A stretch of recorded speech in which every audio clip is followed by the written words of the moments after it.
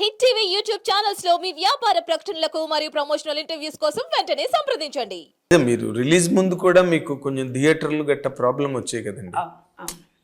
మీరు ప్రీమియర్స్ గట్ట చేసేటప్పుడు ఇక్కడ థియేటర్ మిమ్మల్ని మళ్ళీ ఆ టైం ఒక స్ట్రగుల్ కదా, మిమ్మల్ని పోస్ట్ పోన్ చేసుకోమని చెప్పారు. Release was big fight. 3 years journey కంటే release was the biggest fight we did and చాలా నేర్చుకున్నాం దాంతో మేము. సో ఆ ఫైట్ మేము ఒక్క స్టెప్ వెనక్కి వేస్తున్నా కూడా మేము మళ్ళీ నిలబడగలిగే వాళ్ళమో కాదో తెలియదు. ఆ రోజు నిలబడగలిగాం కాబట్టి ఈ రోజు మా జర్నీ అట్లీస్ట్ డార్లింగ్కి ఇంత సాఫీగా ఉంది. సాఫీగా కన్నా హనుమాన్ మేకర్స్ అనే ఒక గ్లామర్ ఈ ప్రాజెక్ట్కి వచ్చిందండి. Thank you. ఆ గ్లామర్ అయితే ఈ ప్రాజెక్ట్కి చాలా సపోర్ట్, ట్రేడ్ వైజ్ అవనండి లేకపోతే ఆడియన్స్ పాయింట్ ఆఫ్ వ్యూలో అండి ఏదైనా అనుకోండి. కానీ అప్పుడు మీకు రిలీజ్ టైంలో మీకంటూ సపోర్ట్గా ఎవరు నిలబడలేదండి? నాకు నిరంజన్, నేను నిరంజన్, మా టీం అంతే. ఇండస్ట్రీ వైపు నుంచి ఏం సపోర్ట్ రాలి? మా డిస్ట్రిబ్యూషన్ కంపెనీ, మా పార్ట్నర్స్ అంతే. అంతే. ఎస్. అండ్ డిస్ట్రిబ్యూటర్స్ మాకు ఎవరైతే తీసుకున్నారో వాళ్ళందరూ నిలబడ్డారు at the time of release. అది కూడా ఇన్ఫ్లుయెన్స్ చేసి ఓకే ఇవాళ రేపు ఎవ్రీథింగ్ ఈజ్ ఓపెన్. మీరు ఎక్కడో యుఎస్ నుంచి వచ్చిన వాళ్ళు ఎంత స్ట్రగుల్ అయి చేసిన వాళ్ళు బ్యాక్ తీసుకున్నారు. ఆ రిలీజ్ అప్పుడు కూడా దాన్ని కూడా ఇన్ఫ్లుయెన్స్ చేసి కొన్ని థియేటర్స్ బ్యాక్ తీసుకున్నారు. అసోసియేషన్ లో ఫైట్ చేసాం దాని గురించి కూడా. స్టిల్ థియేటర్స్ మళ్ళీ వెనక్కి తీసుకున్నారు. అగ్రిమెంట్స్ అయిన థియేటర్స్ కూడా వాళ్ళు మన హనుమాన్ వేయకుండా అదర్ మూవీస్ వేశారు. దానికోసం అసోసియేషన్ లో ఫైట్స్ అయ్యాయి. I think it's news everywhere. Yes of course. Yes, అదే మాకు తెలుసు ఆ టైంలో మీరు. అందుకే అప్పుడు మీకు చెప్పడమే కాదు, నిరంజన్ రెడ్డి గారు బయటకు వచ్చి కూడా చెప్పారు ఇంటర్వ్యూలో, మాకు హనుమంతుడే దిక్కని. అవును, అంటే నా ఇంటర్వ్యూలోనే చెప్పారు, మీకు గుర్తుంటే. ఎంత బాధపడ్డామంటే అండి, అప్పుడు మేము ఎస్పెషల్లీ నేను ఫైనాన్షియల్గా స్టెబిలిటీ కోరుకునే అమ్మాయిగా నా భయం ఏంటంటే ఇప్పుడు ఇంతే చెయ్యాలి, నువ్వు ఇక్కడ ఆగాలి, ఇది చెయ్యాలి. ఆల్రెడీ ఆయనకి 2-3 times కండిషన్స్ పెట్టున్నా నేను అప్పటికి. ఆ రిలీజ్ అప్పుడు కూడా ఎందుకు ఇంత రిస్క్, అందరు వద్దంటున్నారు కదా అనేసి నేను ఎక్కడ ఒక మాట అంటానో అని నా భయం, నా సేఫ్టీ కోసం ఆయనకి స్వామిమాల వేయించాను. ఆయనకి ఎప్పటి నుంచో వేసుకోవాలని ఉంది, అదొక విషయం. తన పర్సనల్ ప్రిఫరెన్స్ పక్కకు పెడితే ఆ ప్రెషర్లో ఆయన అన్నాడు, ఈ ఇయర్ నేను వేసుకొని దేవుడికి నేనేం న్యాయం చేయగలుగుతా, పూజ ఏం చేసుకోగలుగుతా అంటే నువ్వు ఇప్పుడు చేసుకుంటేనే అది మన ఇద్దరికి మంచిది. ఈ ప్రెషర్ నేను తట్టుకోలేను. ఇప్పుడు ఆయన నార్మల్గా క్యాజువల్గా కూర్చున్నాం అనుకోండి, మాటకు మాట వచ్చేస్తుంది కదా. సో ఏదో ఒకటి ఇప్పుడు నువ్వు అన్నీ చూస్తున్నప్పుడు ఎందుకు మరి నాకు ఇంత రిస్క్, ఏదో ఒకటి తర్వాత అయినా వస్తుంది కదా, వాళ్ళు ఇంత కొనుక్కుంటా అంటున్నారు, ఈ సినిమా డేట్ దాటితే ఎంతకో కొంతకు మనం అమ్ముకుంటాం కదా, మంచి కలెక్షన్స్ వస్తాయి కదా అని నేనైనా ఆపేదాన్నేమో.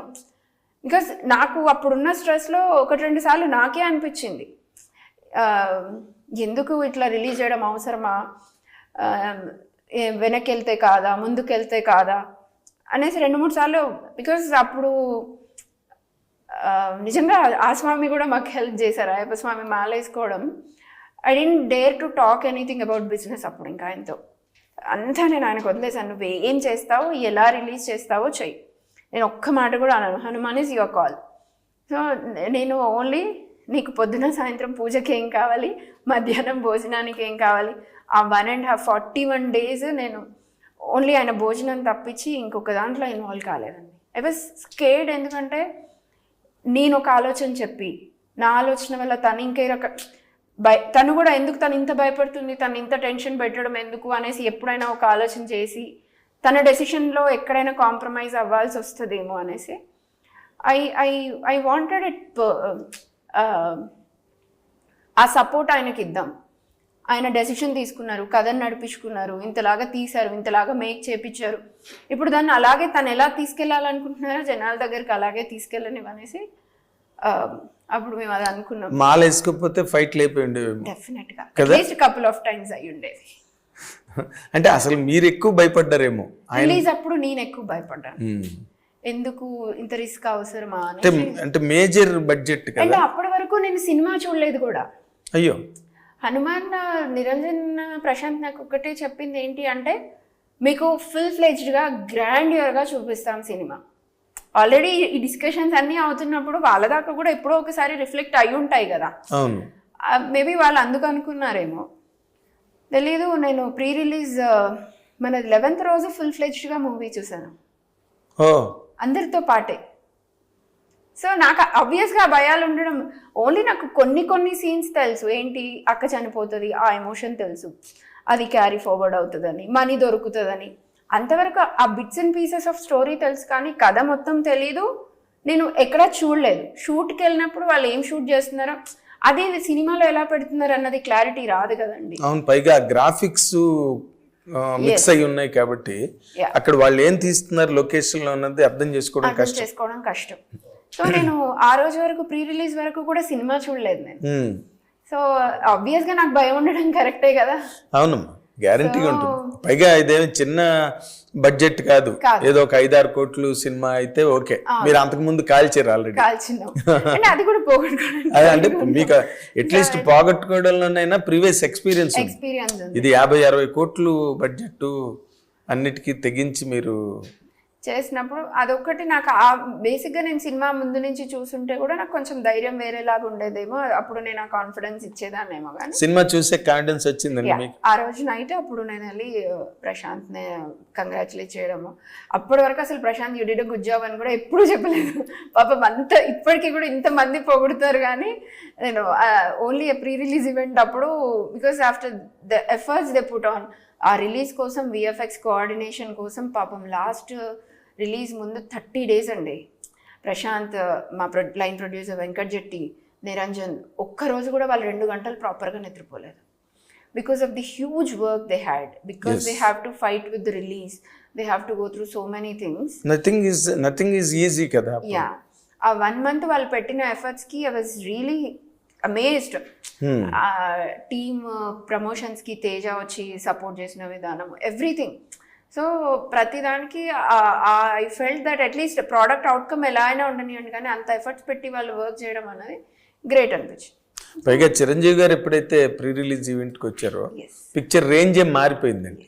ఆ రోజు నుంచి ఆ రోజు మీకు బాగా ధైర్యం వచ్చి ఉంటుంది కదా. ఆ రోజు అంతకుముందు ఈవెంట్స్ ఆ రోజు చూస్తుంటే మా ఫేస్ లోనే మీకు అర్థమైపోయి ఉండేది. కాన్ఫిడెన్స్ బూస్టప్ అయింది బాగా. చిరంజీవి గారు వచ్చి చాలా, అట్లీస్ట్ ఇప్పుడన్నా మాకు ఒకరు ఉన్నారు అన్న ధైర్యం వచ్చేసింది చిరంజీవి గారు వచ్చాక. అంటే ఆంజనేయ స్వామి ముందు వచ్చాడు, తర్వాత చిరంజీవి గారు వచ్చారు, ఇద్దరు చిరంజీవులే. ఆ ధైర్యం వచ్చింది మాకు. కట్ చేస్తే మీరు అమెరికా వెళ్ళిన దగ్గర నుంచి అక్కడ ఉద్యోగాలు చేయడం, మళ్ళీ ఇది సరిపోదు మనకి, కంపెనీ ఏదో ఒకటి ఫ్లోట్ చేయాలి మనం అని, మళ్ళీ దాంట్లో లాట్ ఆఫ్ స్ట్రగుల్, మాట అనుకోకుండాను, లేకపోతే అభిప్రాయ భేదాలు రాకుండాను 100% జరిగి ఉండవు అవి. అవన్నీ రీకలెక్ట్ చేసుకున్నాం కాబట్టి డార్లింగ్ వినగానే ఓకే చెప్పేసి. దట్స్ వాట్ నేను అక్కడికే వస్తున్నా, మీరు ముందు వచ్చేసారు.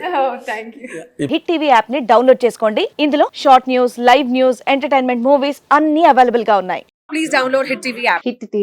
హిట్ టీవీ యాప్ ని ఫ్రీగా డౌన్లోడ్ చేసుకోండి.